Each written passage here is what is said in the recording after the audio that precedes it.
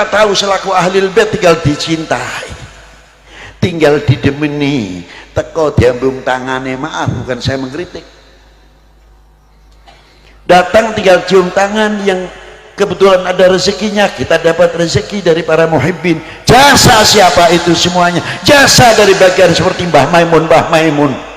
Tapi sekarang kemana Mbah Maimun? Itu tanggung jawab kita bersama untuk membangkitkan berapa ribu Mbah Maimun supaya hidup di Indonesia ini menjadi penenang umat, menjadi penyejuk umat, seterusnya dan seterusnya.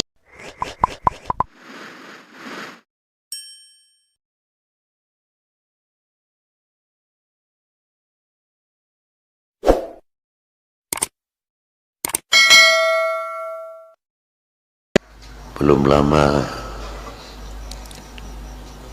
kita ini baru satu kehilangan. Untuk sementara waktu sulit untuk mencari pengganti.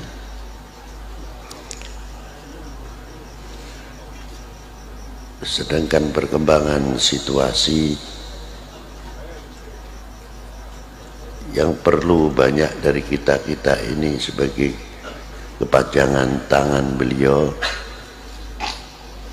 menunjukkan kemahabbahan, kecintaan kita kepada para beliau, mengemban amanat yang cukup berat dari beliau. Maka dari itu,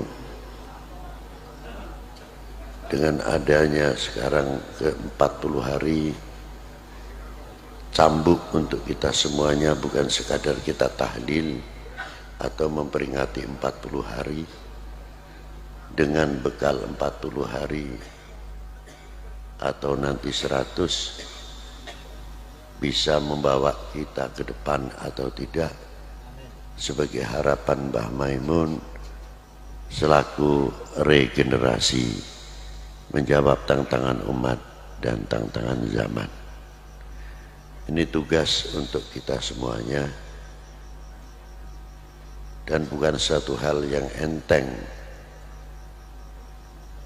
karena perkembangan zaman. Saya sedikit mengingat sejarah ketika Rasulullah Shallallahu Alaihi Wasallam satu sisi beban yang akan dihadapi oleh umat, Rasulullah telah memberikan satu ketauladanan yang luar biasa. Hadis ini yang diriwayatkan oleh Abi Ishaq. Ketika didatangi Sayyidina Jibril alaihissalam, dan di situ bersama Sayyidina Israel, beliau bertanya bagaimana rasanya ketika sakaratul maut.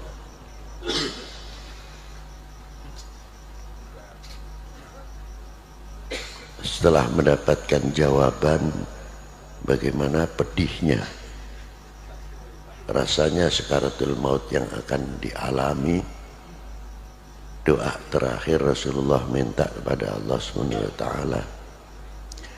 untuk menunjukkan bagaimana rasa tanggung jawab seorang Rasul, seorang pimpinan terhadap umatnya. Beliau mohon kepada Allah, sesakit apapun, sedahaga apapun, selapar apapun ketika sakaratul maut yang akan menimpa kepada umatnya, cukup aku tanggung untuk saya sendiri, jangan sampai terjadi kepada umatnya. Warathah ini telah nyampe kepada para al-warathah, bahwa warathatil anbiya. Jangan dikira orang-orang yang seperti Mbah Maimun itu dikiranya orang merdeka, tidak. Ada khususiyah yang ditanggung beban umat di pundaknya dan dibawa mati oleh beliau.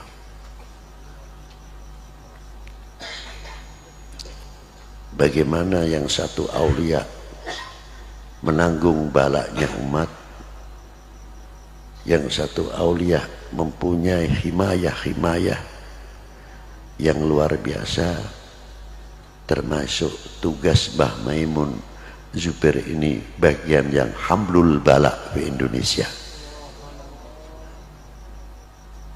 Itu tugas beliau. Beruntunglah orang-orang yang mau mengambil ilmu walau kana harfan dari beliau. Allah yanfa'una min barakatihim. Itu yang penting. Dari itu kita juga membayangkan bagaimana perjuangan yang dibawa beliau, selalu berkiblat kepada wali tis'ah, wali 9. Kita tidak usah jauh-jauh dulu, kita berkiblat ke Hadramaut terlalu jauh, mau ke Baghdad terlalu jauh.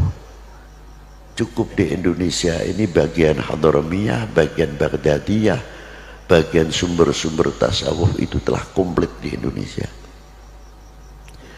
Jangan kita mempunyai prasangka bahwa aulia-aulia yang ada di Indonesia ini kiranya makomnya tidak ada yang di sebagian negara-negara yang lain.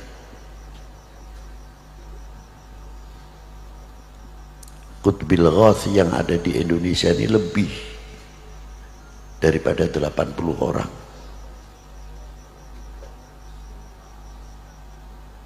Yang kutub banyak sekali, seperti Maulana Sultanul Aulia wal Arifin Sayyidina Imam Ibrahim Mahdum bin Ahmad Rahmatillah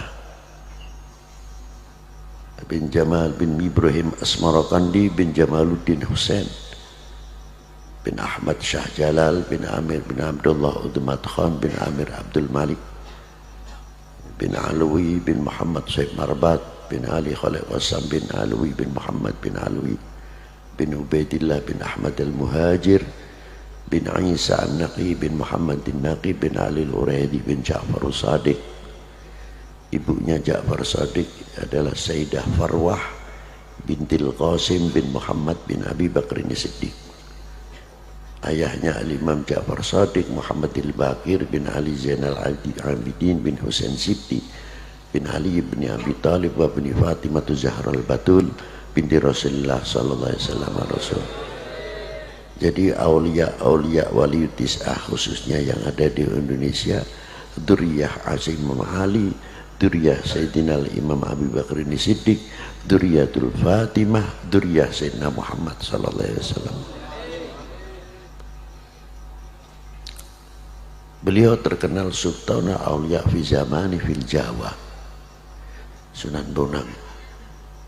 Yang kedua Maulana Hashim Sunan Derajat, itu termasuk. Yang ketiga Maulana Syarif Hidayatullah Sahib Jabal Jati, itu payungnya Indonesia, himayatul Indonesia, diantara dipegang sampai sekarang oleh beliau 3 hal. Dan diteruskan regenerasi.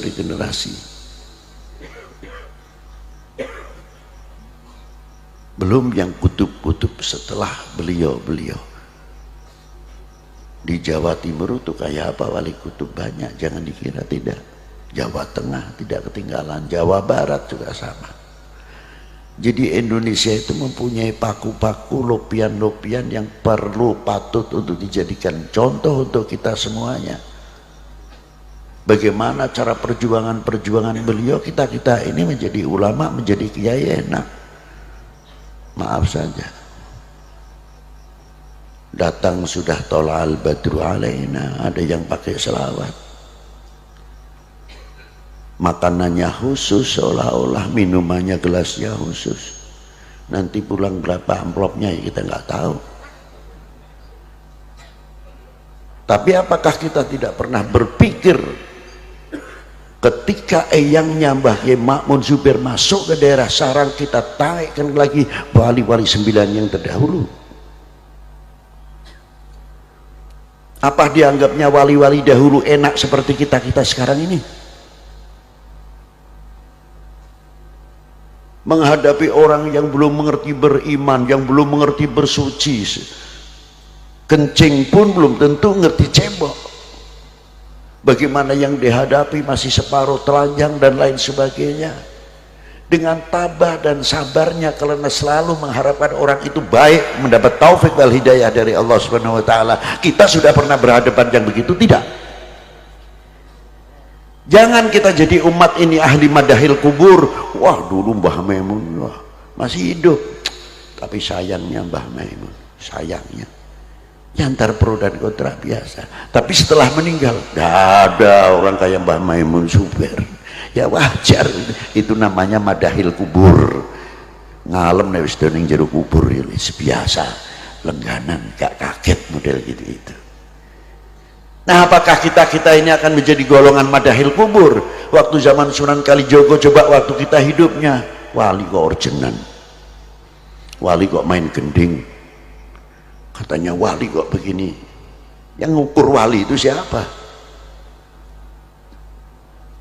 Sirullah yang diberikan kepada beliau. Seandainya kita hidup di zaman Sunan Kalijogo, mungkin orang paling ingkar kepada Sunan Kalijogo. Alhamdulillah kau tidak jumpai Sunan Kalijogo. Yang sekarang mengatakan Sunan Kalijogo, Masya Allah, wah, Masya Allah, luar biasa, sudah mati, tidak menangi kon negaraku. Bodoh.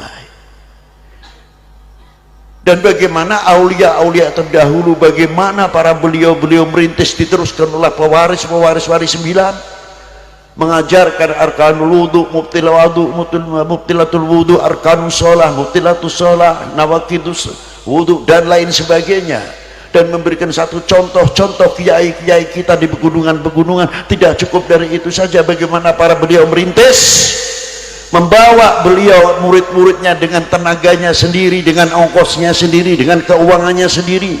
Bahkan santri yang ikut beliau tidak pernah mendapatkan sangu dari kedua orang tuanya, dijamin, ditanggung oleh para ulama-ulama kita, dikenalkan kepada para ulama, dikenalkan para habaib. Kita tahu selaku ahlul bait tinggal dicintai, tinggal didemeni, teko diambung tangane, maaf bukan saya mengkritik, datang tinggal cium tangan. Yang kebetulan ada rezekinya, kita dapat rezeki dari para muhibbin. Jasa siapa itu semuanya? Jasa dari bagian seperti Mbah Maimun, Mbah Maimun. Tapi sekarang kemana Mbah Maimun, Mbah Maimun? Itu tanggung jawab kita bersama untuk membangkitkan berapa ribu Mbah Maimun, Mbah Maimun, supaya hidup di Indonesia ini menjadi penenang umat, menjadi penyejuk umat, seterusnya dan seterusnya. Wassalamualaikum warahmatullahi wabarakatuh.